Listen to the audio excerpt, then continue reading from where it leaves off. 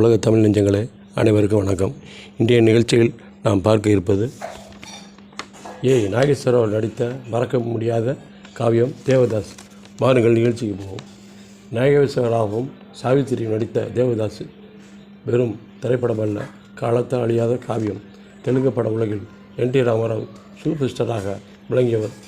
நாகேஸ்வரராவ் தமிழ்நாட்டில் எம்ஜிஆர் எப்படி அப்படி, ஆந்திராவில் என்டி ராமராவ், இங்கு சிவாஜி கணேசன் எப்படி அப்படி, இங்கே நாகேஸ்வர் ராவ் வாழ்ந்து வந்தார்.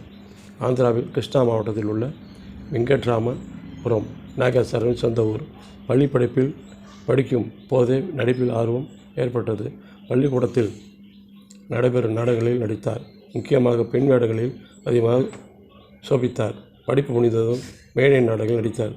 1940 முதலில் தர்மபத்தினி என்ற படத்தில் நடித்தார். தொடர்ந்து சீதா ராமானுஜம், பாபாஜி முதலிய படங்களில் நடித்தார். 1949 சீலு குருபுரம் என்ற படத்தில் நடித்தார். இந்த வெற்றி படம் மாயக்குதிரை என்ற பெயரில் தமிழில் டப் செய்யப்பட்டு தமிழில் சக்கை போட்டது. பானுமதியுடன் இவர் சேர்ந்து நடித்த லைலா மஜ்னு தெலுங்கிலும் தமிழிலும் ஒரே நேரத்தில் தயாரிக்கப்பட்டது. 2 மொழிகளிலும் வெற்றிகரமாக ஓடியது. தமிழ்நாட்டில் நாகேஸ்வரராவ் புகழ் பெற்றதால் 1950 அறிஞர் அண்ணா கதைவசனத்தில் ஏவிஎம் தயாரித்த ஓரிரவு படத்தில் நடிக்கும் வாய்ப்பை பெற்றார்.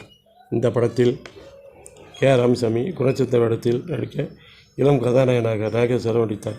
அவருக்கு ஜோடி பத்மினியின் அக்காவான லலிதா. அண்ணாவின் வசனங்களை நாகேஸ்வரராவ் அவரே பேசி நடித்தார். 1953 அஞ்சலிதேவி தயாரித்த பர்தேசி என்ற படம் தமிழில் பூங்கோதை என்ற பெயரில் வெளிவந்தது.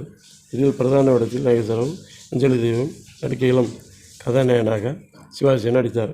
திரையுலகில் பிரபலம் ஆவதற்கு முன்பே சிவாஜியும் நாகேஸ்வரராவும் நண்பர்களாக இருந்தார்கள்.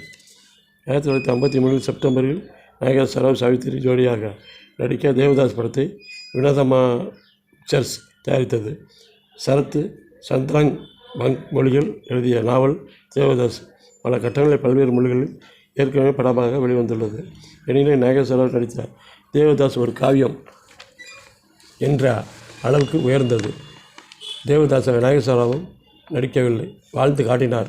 இறுதி கட்டத்தில் காதலின் ஊரில் அனாதையாக இறக்கும் கட்டத்தில் ரசிகர்களை கண்ணீர் விடக செய்தார்.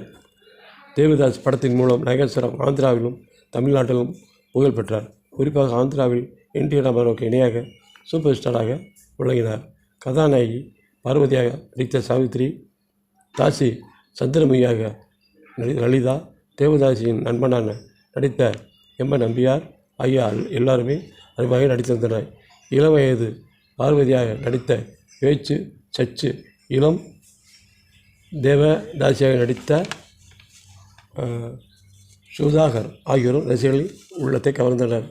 இப்படத்திற்கு இசையமைத்தவர் சேன் சுப்ராயன். அவர் இசையமைத்த கடைசி படம் இதுதான்.